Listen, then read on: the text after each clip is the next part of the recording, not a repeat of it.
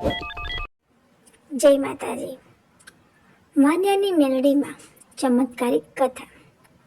ઘણા વર્ષો પહેલાં ગુજરાતમાં એક ગામમાં એક ગરીબ પડતું સજ્જ વેપારી રહેતો હતો. ગામમાં લોકો તેને પ્રેમથી વાન્યો કહેતા. તે ખૂબ ઈમાનદાર હતો, કોઈને છેતરતો ન હતો અને રોજ મેલડી માતાનું સ્મરણ કરતો.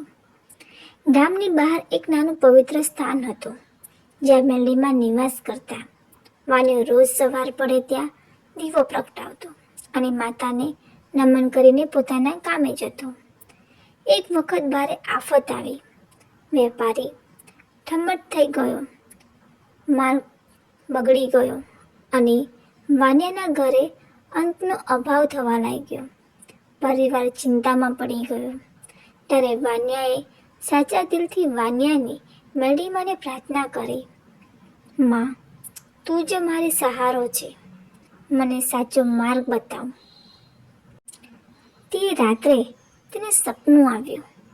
તેમાં મેલડીમાં પ્રગટ થઈ અને કહ્યું, ડર નહીં, સવારમાં મંદિરે આવી દીવો કર અને તારી મહેનત ચાલુ રાખ.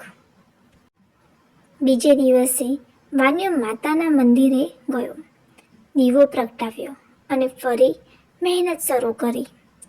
થોડા જ દિવસમાં ચમત્કાર થયો. તેનો વેપાર ફરી ચાલવા લાગ્યો. દૂર દૂરથી લોકો તેના માલ લેવા માટે આવવા લાગ્યા.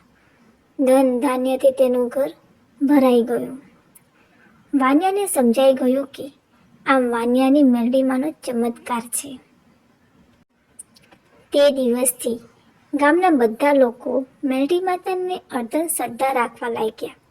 તે કોઈને મુશ્કેલીમાં હોય તે માતાનું નામ લેતા જ રસ્તો મળી જાય. આજે પણ લોકો માને છે કે સાચી શ્રદ્ધા અને મહેનત સાથે મેલડી માની ભક્તિ કરો તો સંકટ દૂર થાય છે.